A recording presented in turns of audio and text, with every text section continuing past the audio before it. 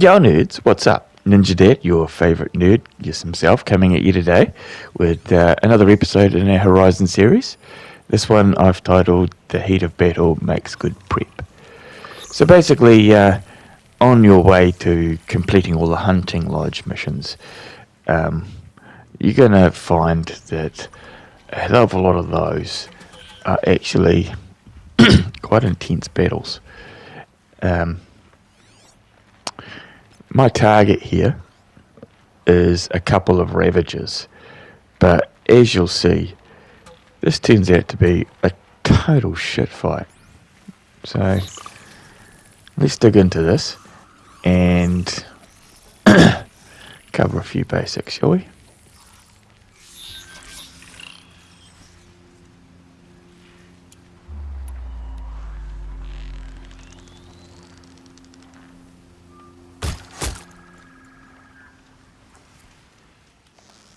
Yeah, first off, this is very hard, and the population density of your enemies is pretty high.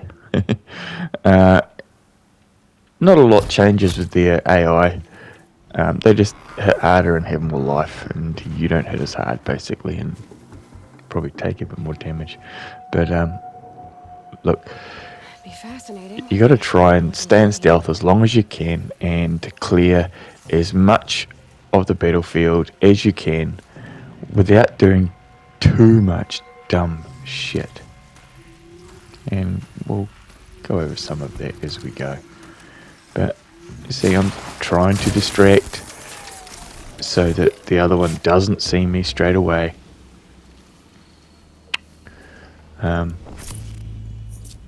I've talked a lot about the art of war in, well, most of my other series that I've made. Looking into the sun, not a great thing. Not so difficult. I'm not in battle, so I can reposition. So I don't need the sun in my eyes for whatever I need to do here. Yeah. Staying in stealth means that I'm not taking heat from, well, 10 different bloody things at once. So yeah. Let's clear as much of the opposition out as we can, and then we can focus more closely on the Ravagers.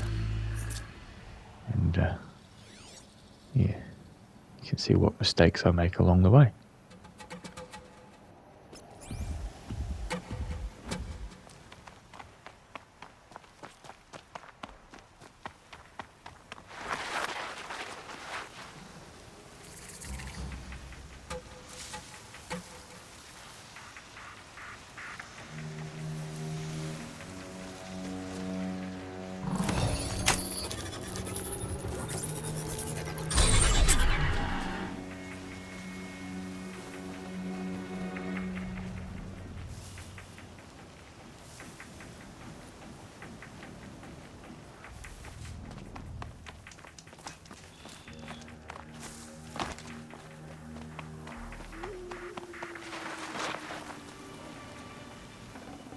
This'll help.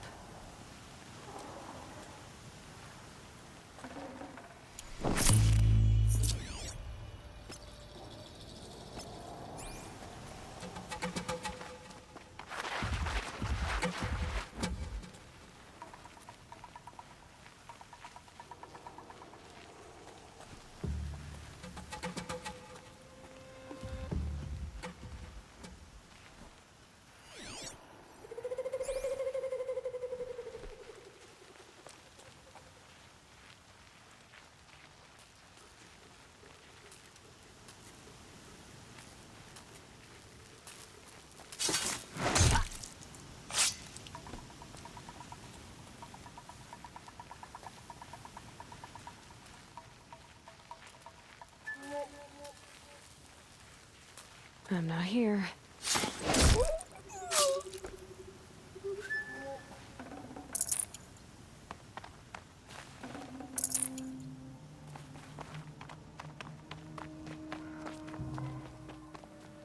Alright, so as you've seen, I went and overrode one of my more favourite animals to ride around on and use for defence. First critical error that I made here was not identifying those guys before summoning my beast. Holy shit, I've just made my job so much freaking harder because I just sucked my bloody broadhead straight through a Shellwalker convoy. Fantastic, Ninja. Good freaking job. Right, so type 1 error. Yep, don't do that shit. Yep, whenever you see Shellwalker convoy discovered, yeah, oh wait, no, don't summon your little dude to you because you just draw an absolute shit fight to yourself. Fan-bloody-tastic.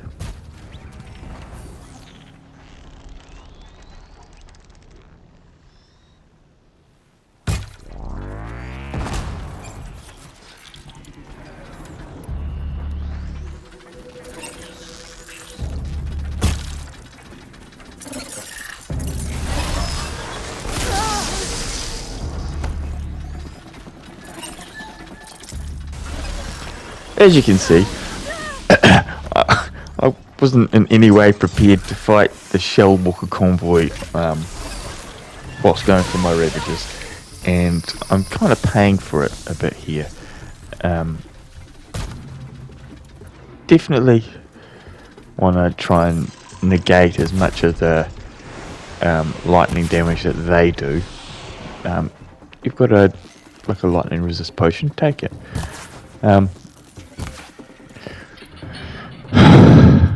Yeah, and I didn't have the weapons set for these guys. You need something that's pretty hard hitting.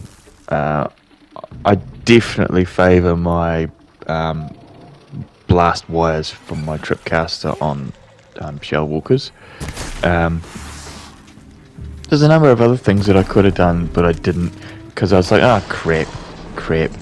Thinking on the fly, it is kind of one of those things that you just got to get used to doing. I typically use Tear Blaster arrows to take out their main attack and their main defense. As you saw in the first one. Didn't do it here. Yep. Probably a type 2 error there. But you can see the arrows here. Not the actual best way of dealing with Shellwalkers. These little crabbies are quite a pain in the ass. Something that's high impact, like a blast sling, or one of the wires, definitely makes a major difference in dealing with these guys.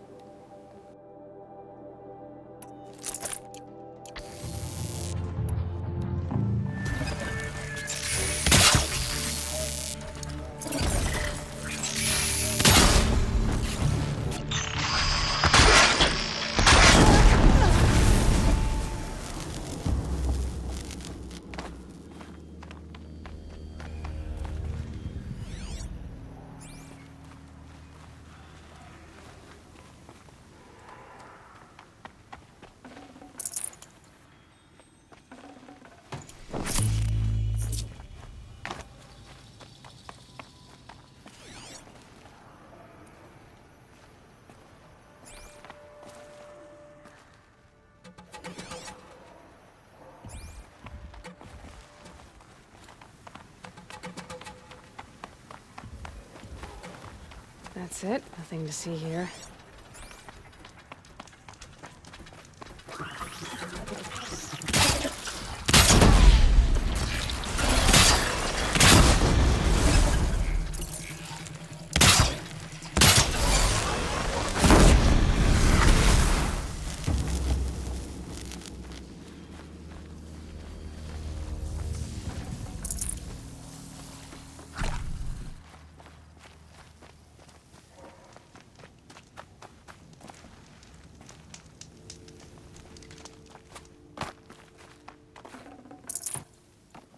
Okay, you saw that I just saved it, and, well, if you've had much experience on a very hard level on Horizon, you'll know that from time to time, a small mistake can mean you're looking at the reloading screen. So take the opportunity when you can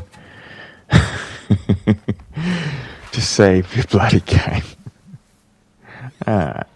So I got a suspicion that there's more than one Ravager here, and I've just identified that there's 2 more Shell Walkers, and I'm like, fucking great. Here we go. So I gotta say, those Ravager cannons tear shit up. If you can get your hands on one of them without getting slaughtered, then yeah, they make a big difference. And you're not going to run out of ammo. That always helps.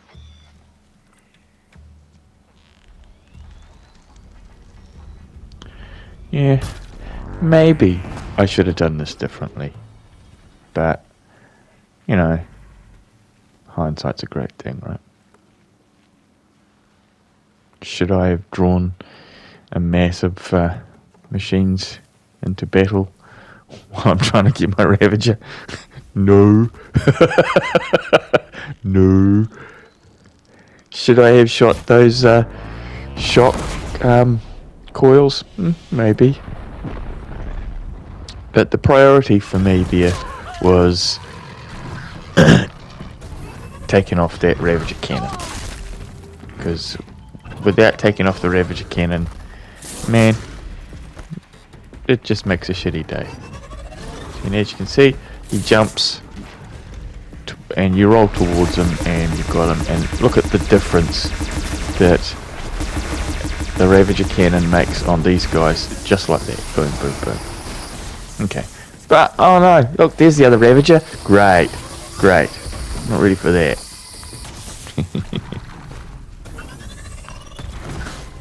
And look, to be fair, you can also probably tell that my gameplay is not super flash. I haven't even been dodging very well. So, take heart that if you're an average player like me, you can still play on very hard levels as long as you do some basic things. Like, I don't know, not running out of ammo would be a good start. Doing your best not to get hit.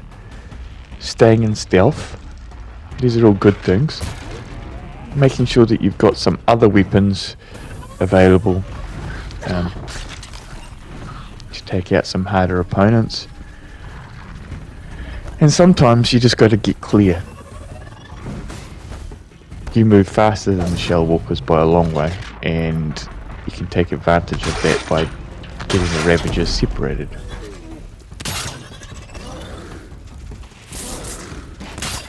Yep.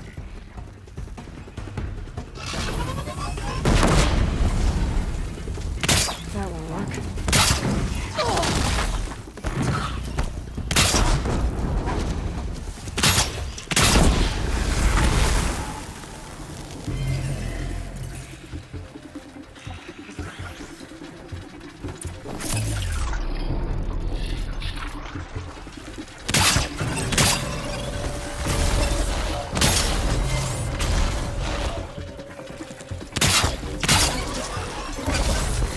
Handy.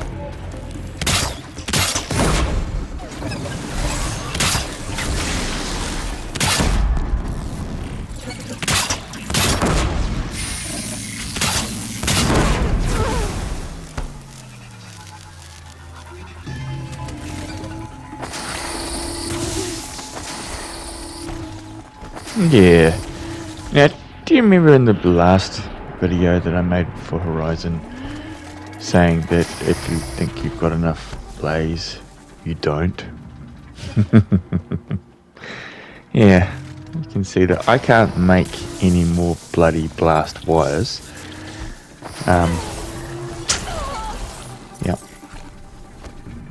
Yep.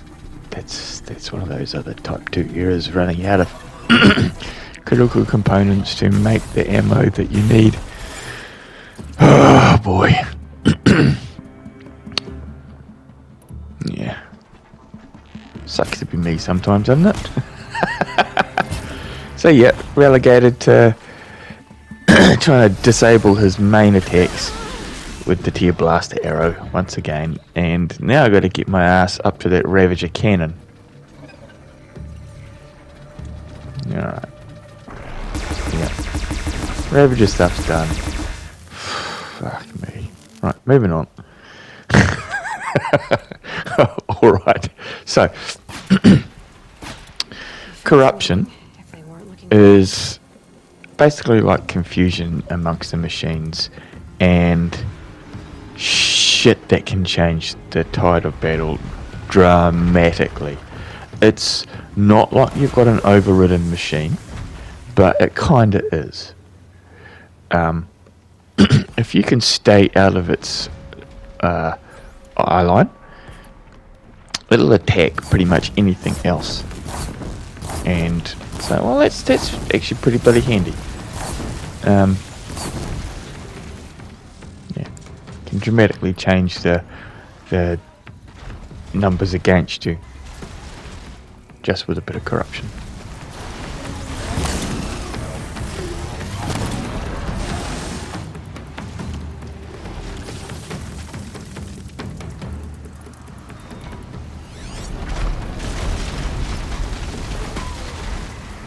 Yeah, so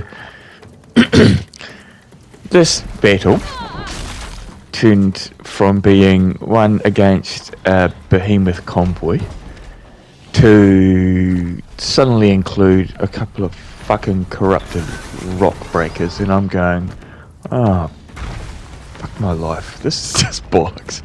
And oh yeah, great, look at that. Shit, now I've got a couple of Ravagers that are looming around too. It just gets from fucking bad to worse sometimes, and you've just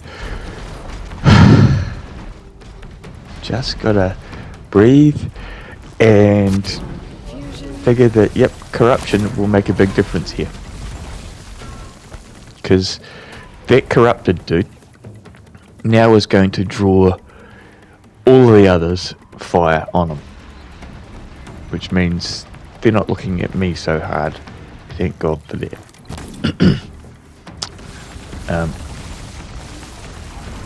I still have the corrupted rock breakers in the background. Cool.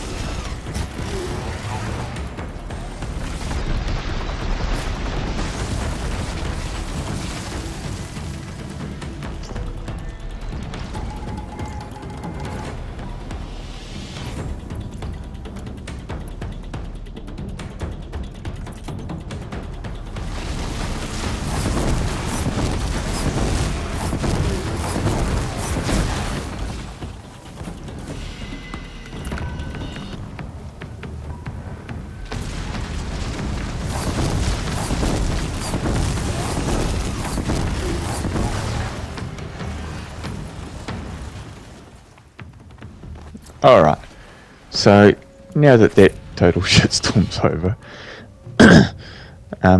you can see that one of the best ways to take the corrupted dudes down is with fire. They're all fire weak. And look at the loot that I get off this lot. So, oh, hell yeah. Not bad. Right. And there's still the behemoth in the background that they took out for me. Look at that. Cool. Moving on. Right. So, yeah, once again, corruption. We've tagged one, I can get over and this. look, to be fair, some of these machines, the corruption doesn't last very long on. It depends how weak they are to it.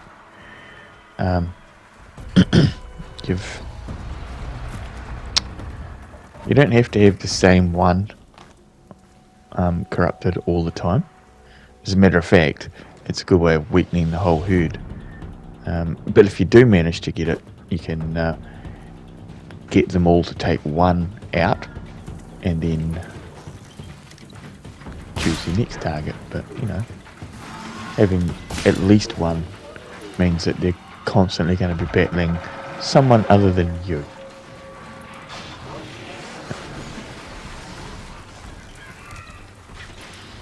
Yeah. And check out the mayhem that these guys all cause against each other. So, glad they're not all targeting me.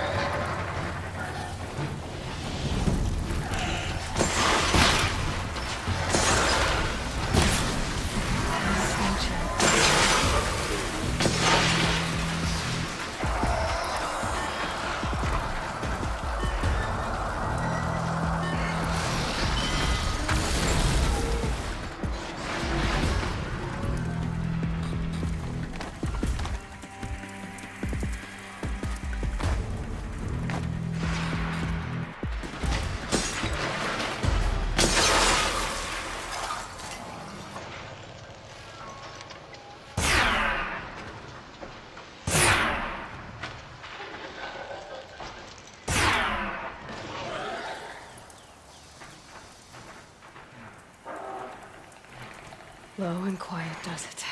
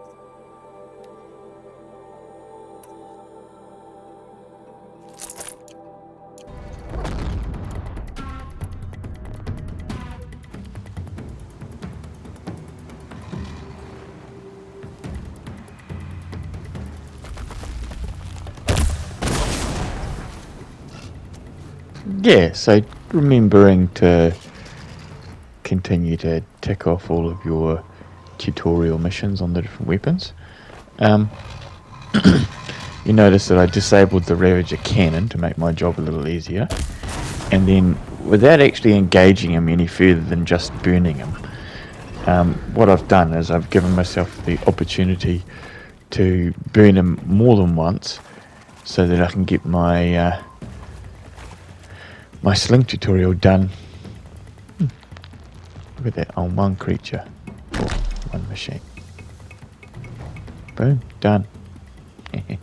Just like that. And of course, you know, we've created a little shitstorm there for ourselves because, well, yeah, there were glint hawks and other bits and pieces around, and it's like, awesome, awesome, awesome. So let's get out of the area a little bit and then get ourselves organised for battle a little bit better.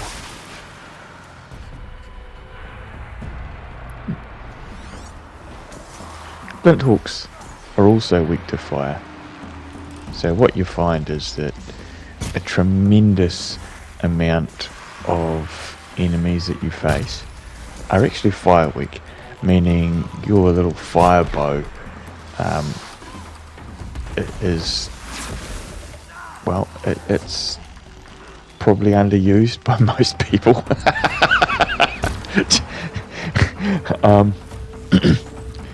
Yeah, glint hawks can be a little bit of a pain in the ass sometimes. They move around pretty quick and you can end up blowing through some of your arrows, and yeah, a burning enemy doesn't hit you as much. That's a good start straight off the bat. And yeah, let's get rid of that frickin' Ravager. Yeah. Alright. One hit. Tip. Sling. Yeah, that makes a difference. Really, really does. Alright, so just clean this dude up and then we can move on.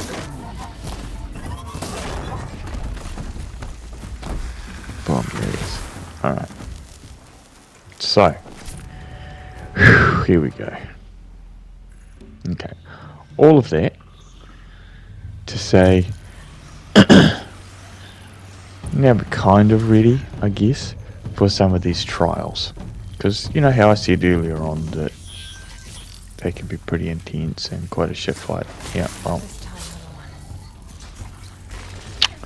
let's have a look at some of these trials that you got to try and do at the Blazing Sun level so you can get the Lodge weapons.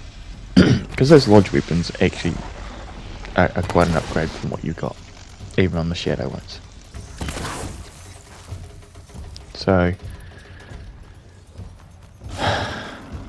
utilising, just like the Art of War, what these guys are weak to is always good. When you're hunting stalkers, they're weak to lightning, and if you can always looking to go for that stealth generator of these, because that's freaking painful having them disappear on you. It's always mounted on the same side for all of them, so once you know that, you can kind of get an idea of where you need to hit if you want to go for a stealth generator disable. But in the Stalker kill trial, you ain't got time for that shit. The sticky bombs, yep, I think it's about 4 if you load it right up with damage coils. 4 is a pretty good kill on very hard. Yeah, shit. Most of the time you've got to try and just avoid getting attacked by the Watchers and the Shell Walkers, because you know, they'll wreck your day pretty quick. And boom. There we go. That one's done. Okay. So when you're doing the Glinthawk one, which is the pace one, I think here, taking a frost resist potion kind of helps here. This is it. Look, you can do it however you want, but trying to get this done as quick as possible. Yeah.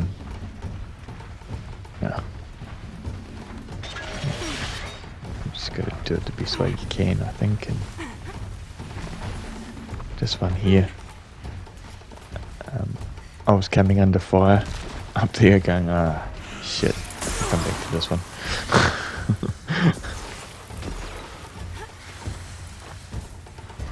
But, yep.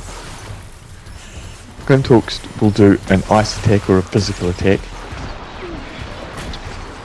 And keeping them off that carcass means that, well, they're not going to raid it ahead of you. But once again, you're in a shit fight, and if you've taken the frost potion, you've minimised half of the things that they're going to do to attack you. It's got to help a bit.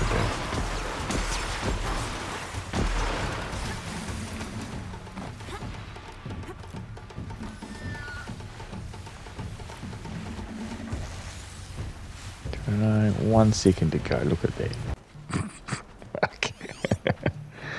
Alright, this is the Trampler one where you gotta take the main part on the underside of the Trampler off. Gotcha. Rope casters, major benefit here. But I mean, look at the way I'm doing it, and you're going, crap. If this idiot can do it this way, then surely I can do it. And yep, you're right. Not the flashiest by a long shot. Yeah. But yeah, look, heat of battle, rope casters tying these guys down pretty well. You know, I should have dropped one more rope caster into him, and that way, you know, he would have been tied down too, and I would have had that done and dusted. But no, Ninja, just make it harder for yourself. Go on. God. Yeah. All right. So, boom. That one's done. Moving on. Yeah. All right. The Thunderjaw ones. God, they can be the hardest, and look, realistically speaking here, you really need to have your override thing maxed out so that you can override indefinitely on these trials at this place. Makes a big difference. But as you can see, I'm not doing that particular one. I'm showing off the advantage of using corruption against these dudes, because I've shown that quite a bit. You know, the heat of battle makes good breath.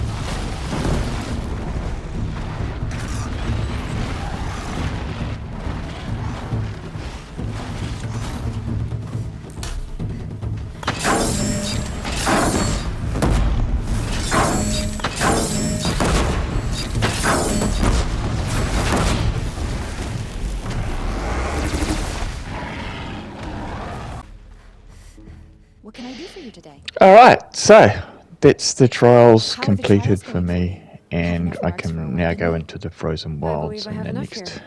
What next? encounter. You brought in on the all next the sun video. marks at once. So, You're going to make a lot of Um, hunters jealous. Not that we'll it leave takes it there much. for this one. I'm pleased to and present to you a Lodge Blast yeah, Sling, a Lodge these Ropecaster, weapons are and the Lodge making Warbow. a massive Congratulations, you're a advantage for master you when you hunter of get the to the Lodge. Frozen Wilds, so I All I can absolutely give you now recommend is you get them. encouragement. And thanks very much for watching.